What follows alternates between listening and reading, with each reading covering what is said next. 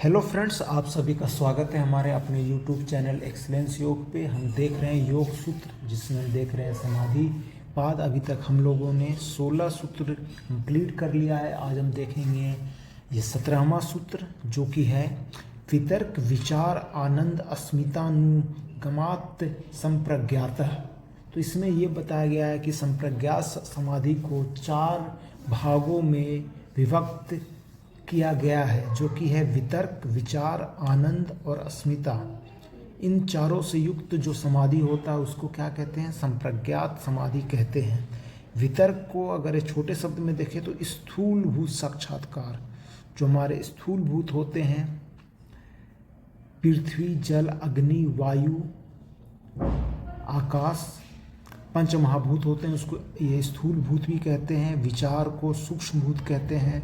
शब्द, स्पर्श, रूप, रस, गंध, ये सूक्ष्म भूत में आया। फिर आनंद, आनंदानुगत सुख का साक्षात्कार होना। अस्मिता, जीवात्मा का साक्षात्कार होना। तो इन सभी से जो मिल के होता है उसी को क्या कहते हैं? संप्रज्ञात समाधि कहते हैं। तो वितर्क को हम थोड़ा डिटेल में देखते हैं कि वितर्क आखिरकार होता क्या है।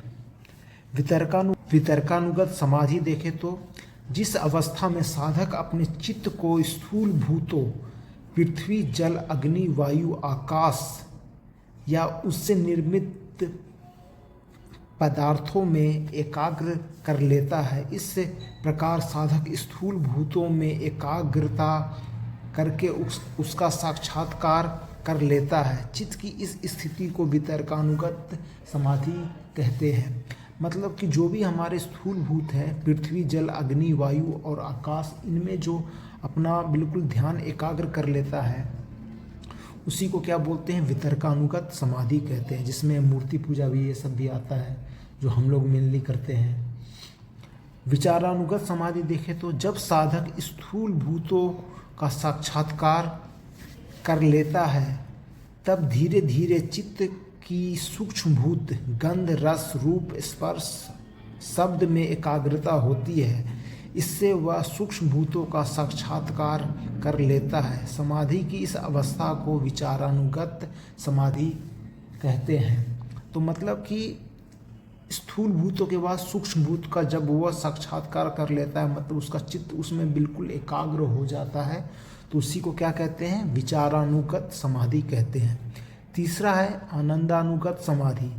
आनंदानुगत समाधि वो होता है कि जब साधक द्वारा महत्व का अर्थ होता है बुद्धि, अहंकार, मन और इंद्रियों में एकाग्रता की जाती है, तब वह आनंदानुगत आनंद की अनुभूति करता है। इसमें स्थूल व सूक्ष्म दोनों का अभाव हो जाता है। सत्व गुण के प्रधान होने से उसको आनंद अथवा सुख की अनुभूति होती है। समाधि की इस अवस्था को आनंदानुगत समाधि कहते हैं।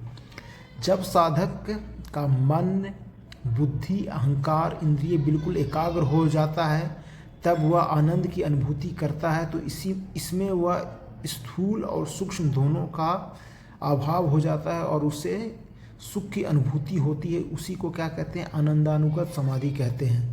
अब आते हैं लास्ट, अस्मितानुगत समाधि।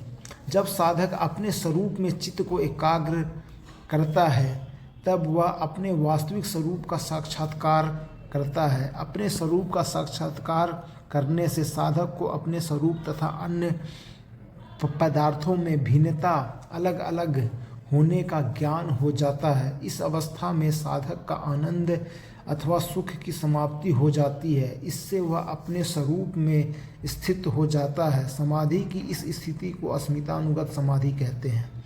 मतलब कि जब चित्त बिल्कुल एकाग्र हो जाता है, उसमें जो भी दोष हैं बिल्कुल सभी दूर हो जाते हैं। वो अपने चित्त के वास्तविक स्वरूप को ये समझने लग जाता है। जब चित्त, वो सभी चीज़ों का भान हो जाता है, उस समय सभी चीज़ों का अभाव हो जाता है। इसमें आपका वितर्क भी अभाव हो जाएगा, विचार भी अभाव हो जाएगा, आनंद का भी अभाव हो जाएगा। बिल्कुल वह चित्त अपने वास्तविक स्वरूप को ये समझने लग जाएगा। उसी को क्या बोलते हैं? अस्मितानुगत समाधि कहते हैं। होप करते हैं आपको चारों बिल्कुल अच्छे से समझ में आया होगा। बहुत इम्पोर्टेंट सूत्र है ये योग सूत्र का। आपको नहीं समझ में आया तो वीडियो को 2 बार देखिए, 3 बार देखिए, आपको बिल्कुल अच्छे समझ में आएगा। अभी के लिए इतना ही, मिलते हैं अगले वीडियो में। आप वीडियो को लाइक कीजिए, चैनल को सब्सक्राइब कीजिए, कमेंट कीजिए आपका अगर कोई भी डाउट हो तो। अभी के लिए इतना ही, मिलते हैं अगले वीडियो में। धन्यवाद।